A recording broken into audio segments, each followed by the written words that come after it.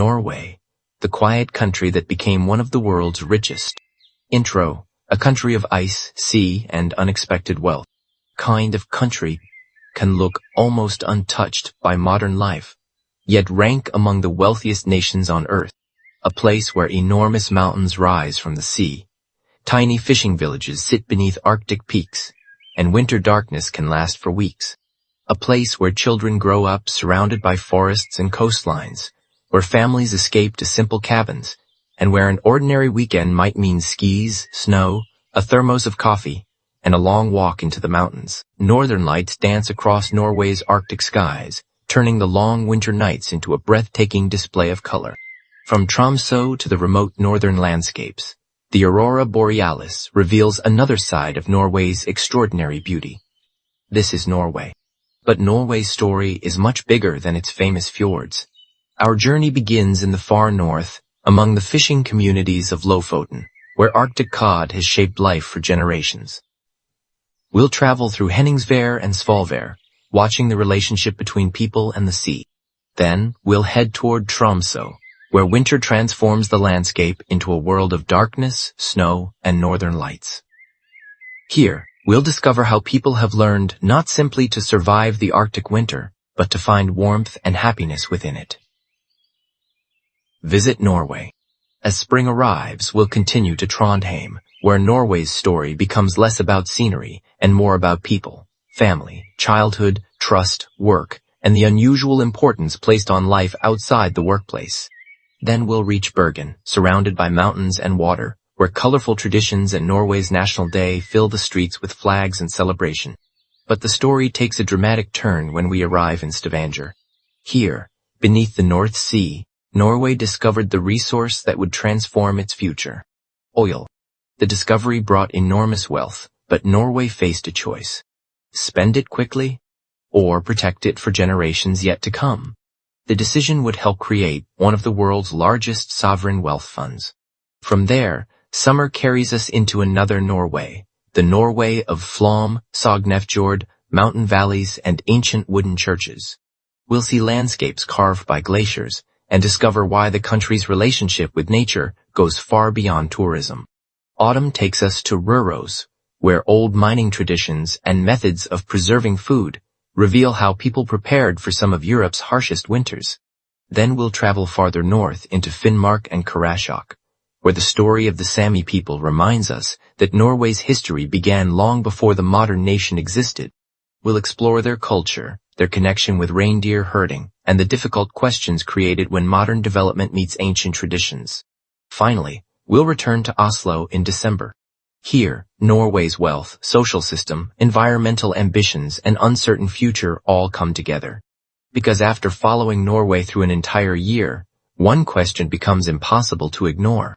How did a country built around fishing, farming, mountains, and the sea become one of the world's richest, without completely losing its connection to the simple life that came before? This is not just the story of a beautiful country.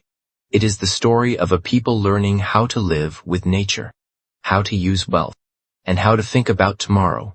This is Norway. January, life at the edge of the Arctic. Our journey begins in January. Far above the Arctic Circle, winter has taken control of the landscape. Snow covers the mountains. The sea is dark and cold. The daylight is weak. Yet along the coast, fishing boats continue to move. In the Lofoten Islands, winter is not simply a season. It is part of the rhythm of life. Lofoten stretches across the Norwegian Sea, combining steep mountains, deep fjords, beaches, and small fishing settlements. Fishing remains central to the region, particularly the seasonal arrival of skrei, the Arctic cod. Visit Norway. For generations, fishermen have followed the changing conditions of the sea. Con arrive. The communities become busy. Boats head out. Fish are brought back. And along the coast, another tradition appears. Wooden racks filled with fish. The cold, dry Arctic air slowly removes moisture from the cod, creating stockfish, one of Norway's oldest preserved foods. It is an incredibly simple idea. The sea provides the fish. The weather provides the preservation. And people provide the knowledge passed from one generation to another. That relationship helped shape Lofoten long before modern tourism arrived. Look at Henningsvær, for example.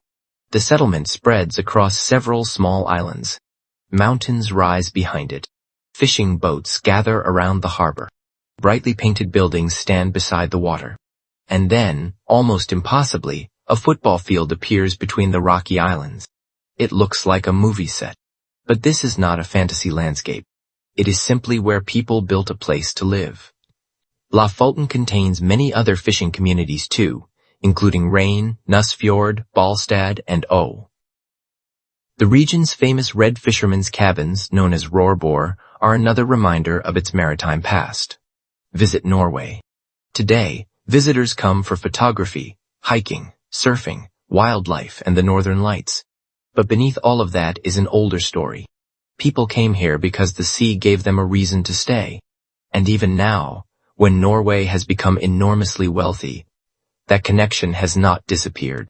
The boats still leave, the fish still arrive, and the mountains still watch over everything. February, Tromsø, and the Arctic night. From Lofoten, our journey moves toward Tromsø. Here, winter becomes even more dramatic. For part of the season, the sun remains below the horizon. Instead of a familiar sunrise followed by a bright afternoon, the day becomes a mixture of darkness, blue twilight, and artificial light. For someone visiting from a warmer country, it can feel almost unreal. But imagine growing up here. You learn to adapt. You learn to appreciate the little things. A warm room, a hot meal, a candle on the table, friends sitting together while snow falls outside. Tea. There is a Norwegian word often associated with this feeling. Koselig. It describes a sense of comfort and togetherness. It isn't about expensive things. It can be as simple as sitting beside a fire while the wind moves across the roof. And then, on a clear night, the sky can completely change the mood. The Northern Lights appear. At first, there may be only a faint glow. Then, the color becomes stronger. A ribbon of light moves across the darkness. For a few moments, everyone outside stops talking. People simply look upward. The Arctic can make you feel very small. But perhaps that is part of its beauty. Tromsø is also an important gateway to northern Norway and the Arctic. It connects with surrounding regions by air, road, and sea, and the city is a major base for experiencing northern lights and the midnight sun. Visit Norway. Winter here is not always easy. Snow can complicate travel. Cold weather changes daily routines. Darkness can affect how people feel. But instead of waiting for winter to disappear, people build traditions around it. They ski. They gather. They explore. They celebrate. And slowly, the light begins returning.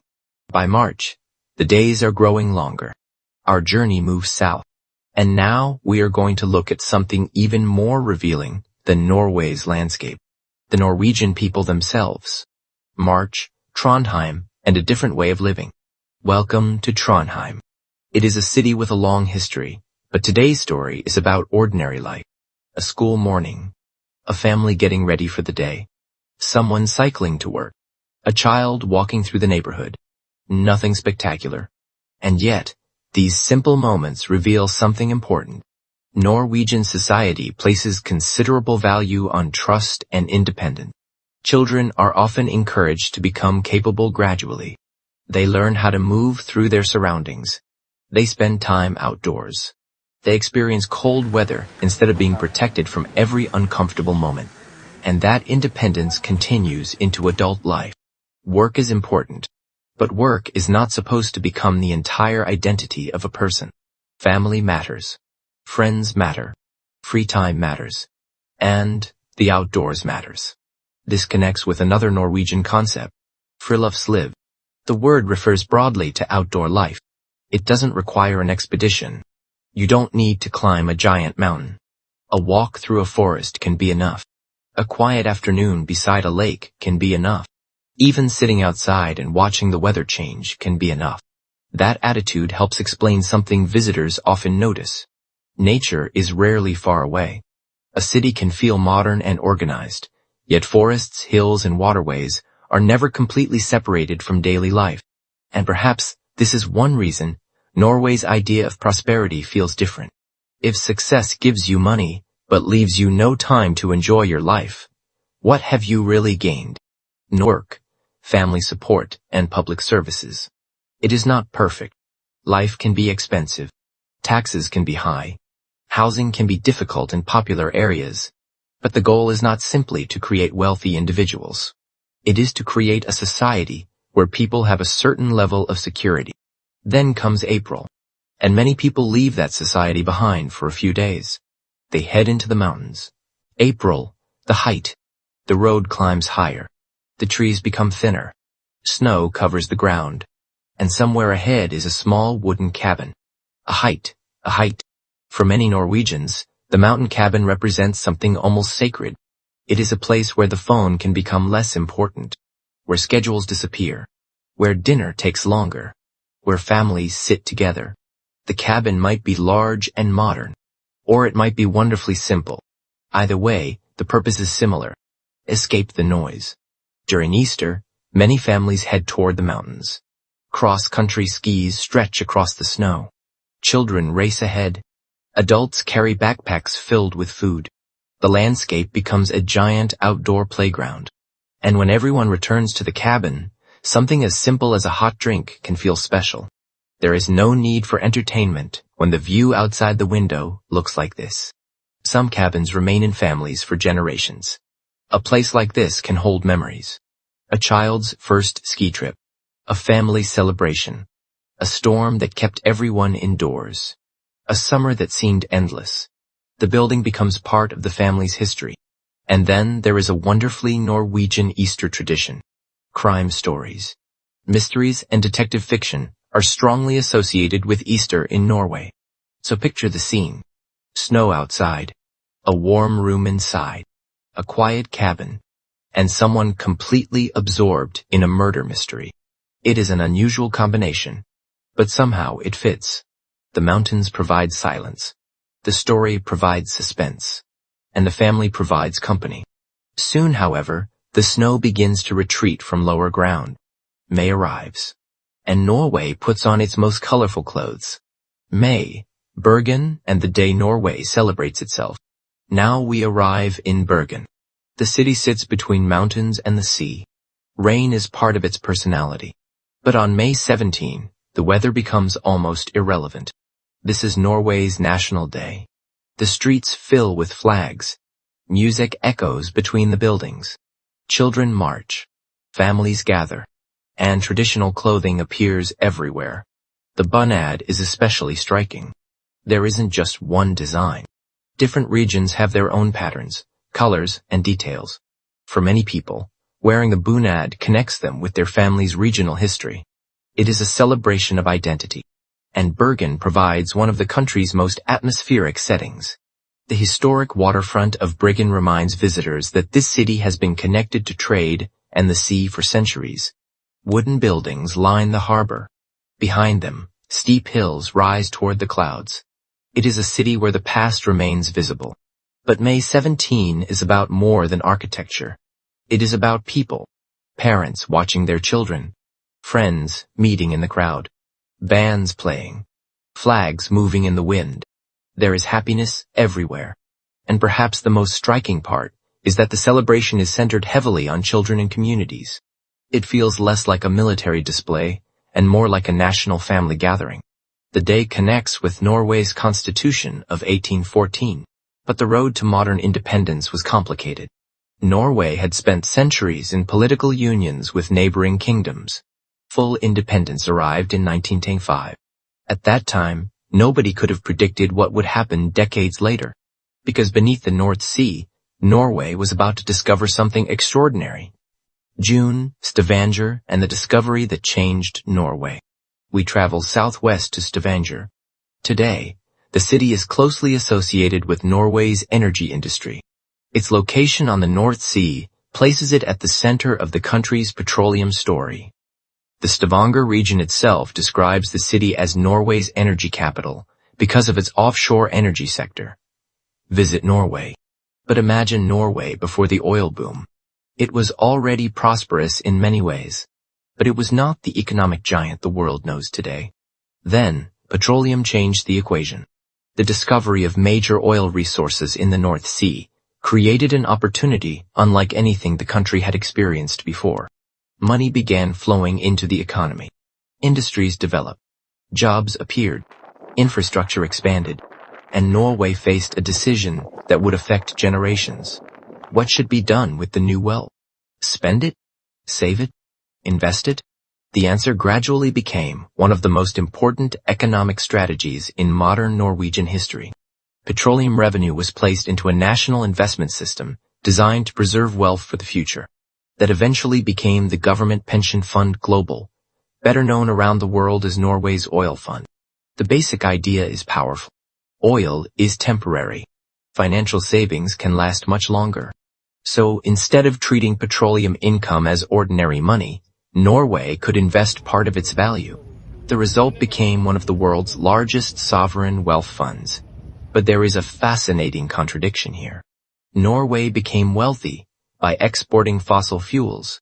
At the same time, it developed strong ambitions for cleaner transportation and a lower carbon future. That creates difficult questions. Can Norway continue benefiting from petroleum while encouraging the world to reduce fossil fuel use? How quickly should oil production decline? What happens to workers and communities when the energy economy changes? And how should a wealthy country balance environmental responsibility with economic security? There are no easy answers. But the important point is this. Norway did not simply discover oil. It built a long-term strategy around what the oil could provide. And that strategy changed the meaning of wealth. For many Norwegians, prosperity is not only something you see. It is something built into education, healthcare, infrastructure, family support, and financial security. But now summer is here. And Norway's greatest treasure is not underground. It is all around us. July, into the fjords. The days are long. The mountains are green. Waterfalls pour down cliffs. And the roads begin filling with travelers. This is summer in western Norway. Our destination is Flåm, and the enormous Sognefjord. A fjord is not simply a beautiful valley filled with seawater. Its shape tells an ancient story. Huge glaciers once moved through these mountains. Slowly, over enormous periods of time, the ice carved deep valleys into the landscape. When the glaciers retreated, seawater entered, and the fjords were born. The result is extraordinary. Mountains rise directly from the water. Small villages occupy narrow strips of land. Waterways reach deep into the interior, and roads twist around landscapes that seem almost impossible to cross. Flåm sits at the end of one of these waterways. The village is famous for the Flåm Railway, which climbs dramatically through the mountains. A train journey becomes a sightseeing experience. Waterfalls, valleys, rock walls, green slopes. Everything passes outside the window. Norway understands something about travel that many places forget. Sometimes the journey itself is the destination. The country has even become famous for long-form scenic broadcasts where viewers simply watch journeys unfold. No dramatic plot. No celebrity. No constant excitement. Just movement through a beautiful landscape. And perhaps that says something about Norwegian culture. There is comfort in slowness. Not everything has to be fast. Not everything has to be loud. Some experiences become better when you give them time. Nearby, Norway's historic wooden architecture offers another connection to the past. Bergen Stave Church is a remarkable example of medieval Norwegian timber construction. Its tall wooden structure and distinctive roof lines make it instantly recognizable. Standing there, it becomes easy to imagine how different Norway looked centuries ago. No oil platforms. No electric cars. No modern highways. Just timber, mountains, farms, and water. And there is another principle that helps explain why Norwegians remain so connected with the countryside. Allemannsretten, the right to roam. Under the country's access traditions and laws, people have broad rights to enjoy much of the natural landscape while respecting restrictions and private areas. It is a powerful cultural idea. Nature should be experienced. August Lofoten, and the last light of summer. Summer is beginning to slow down. The days are still long. But the light has started to change. Across northern Norway, the midnight sun is slowly moving toward the horizon. And in the Lofoten Islands, this change is easy to notice. Travelers arrive to explore the islands. Hiking trails lead into the mountains. Kayaks move across sheltered waters. And beaches such as Hawkland and Utekliv reveal a surprising side of northern Norway. White sand, clear water, and mountains rising almost directly from the sea can look almost tropical. But the Arctic climate quickly reminds you where you are. The weather can change within minutes. Sunshine can disappear behind clouds. Wind can arrive from the sea. And rain can transform the same landscape completely. That unpredictability is part of the experience. In August, the midnight sun is fading. The nights are slowly becoming darker. But there is still enough daylight to keep the landscape alive for hours. The sun hangs low above the mountains. The sea catches the final light. And the villages become quiet again. For a moment, Lofoten feels almost untouched. But the islands are not simply a beautiful, and the landscape still determines how people live. As summer moves toward autumn, northern Norway begins another transition. The light becomes softer. The air becomes cooler. And farther south, another kind of Norwegian tradition is waiting. A place where old wooden buildings, long winters, and generations of preparation tell a very different story. We are heading toward Røros. September, Røros and the wisdom of winter. The colors are changing. Green forests turn gold. The air becomes colder. And in Røros, the coming winter is impossible to ignore. The town grew around copper mining and developed in a harsh highland environment. Its wooden streets and historic buildings tell the story of a community that had to be prepared. Winter was not a postcard. It was a challenge. Food had to survive. Homes had to be ready. People had to plan ahead. This is why preservation became so important. Fish could be dried. Meat could be salted or smoked. Food from the warmer months had to carry families through colder ones. Norwegian food traditions still contain traces of that history. Take brunost, the famous brown cheese. Its distinctive color and sweet flavor come from heating dairy ingredients until they develop a caramelized character. It is a very simple food, but it represents something larger. The old Norwegian habit of making the most of what was available. Autumn also brings people into forests and fields. Berries are gathered. Mushrooms are searched for. Cloudberries are prized.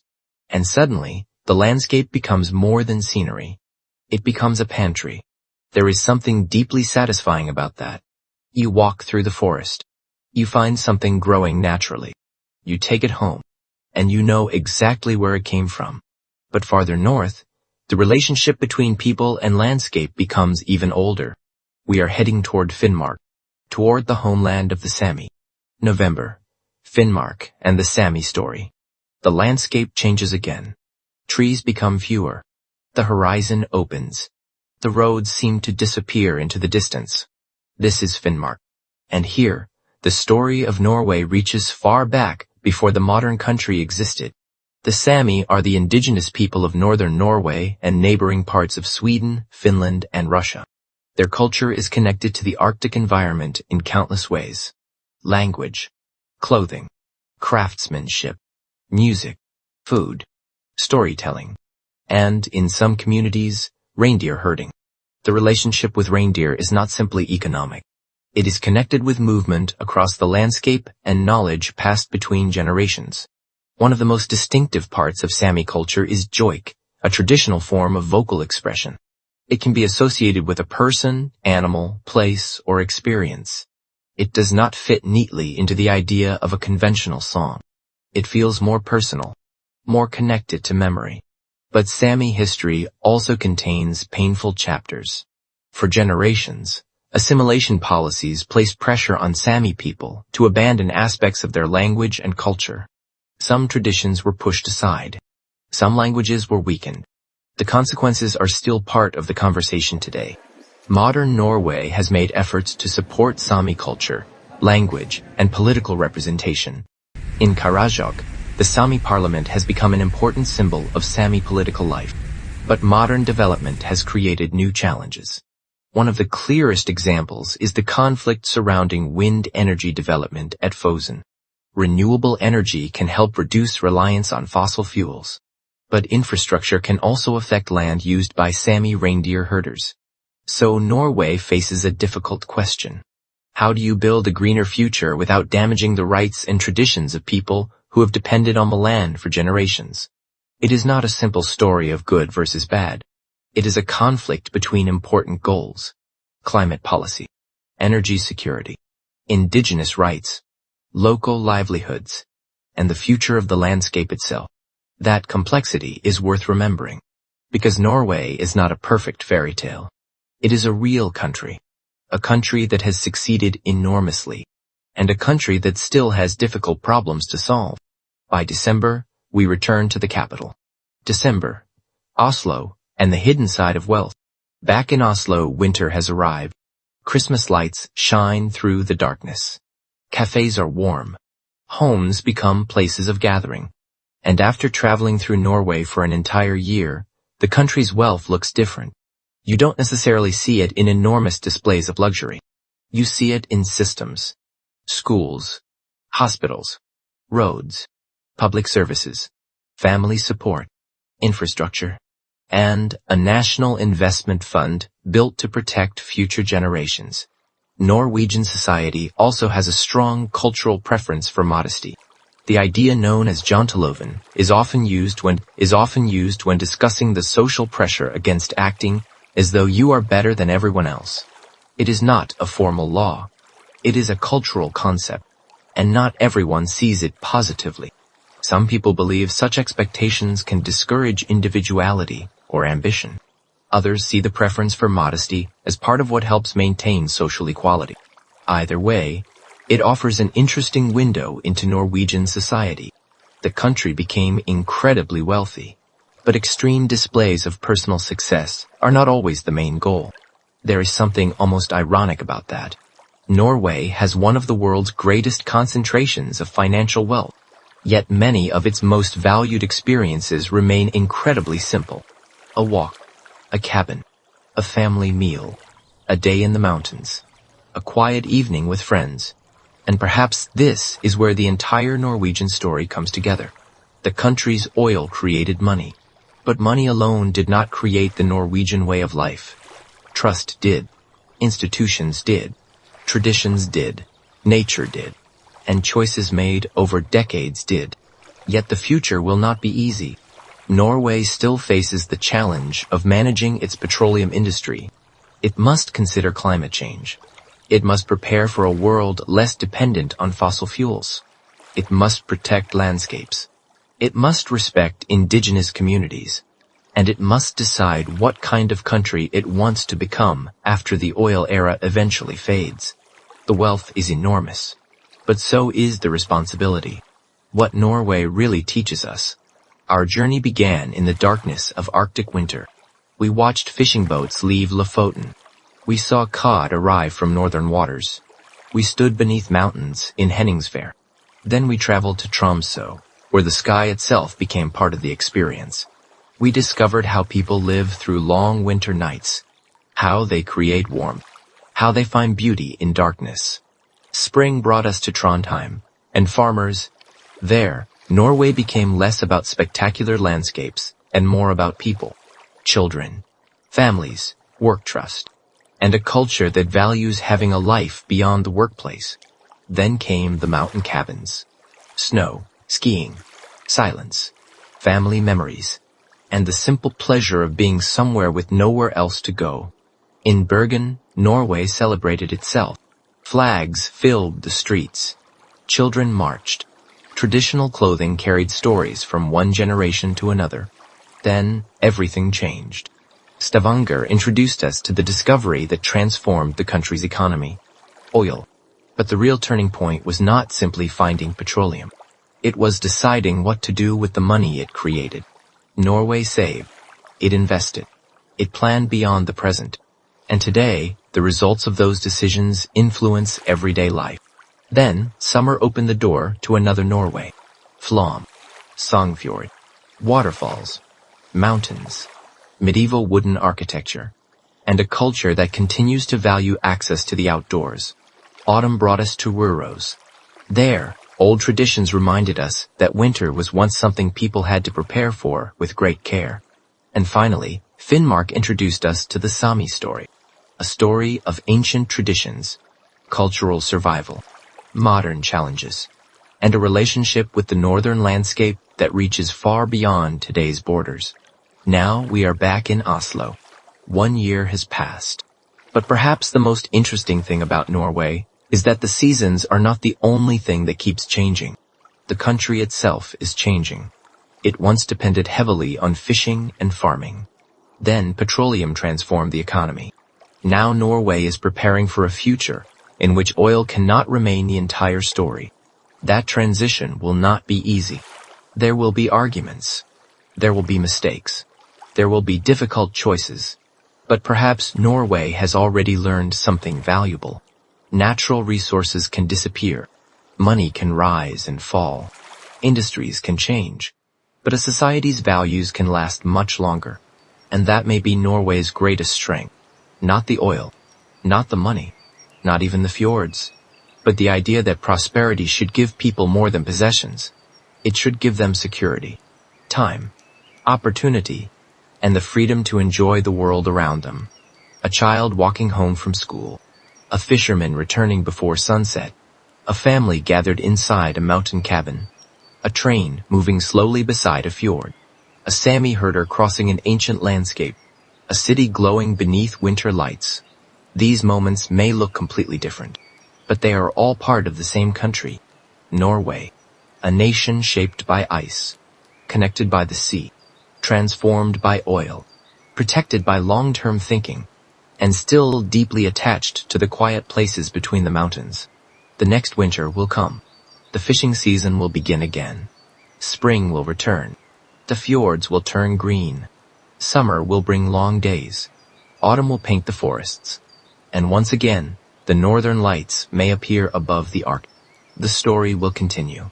Because Norway was never just a story about becoming rich. It was a story about deciding what that wealth should mean. And perhaps that is the question every successful society eventually has to answer. If you could spend one entire year exploring Norway, where would you go first? The Arctic islands of Lofoten, Tromsø, Bergen, Stavanger, the Great Fjords, or Oslo? Tell us in the comments. And if you enjoyed this journey, subscribe to Travel Epic Earth for more cinematic stories from the extraordinary places of our planet.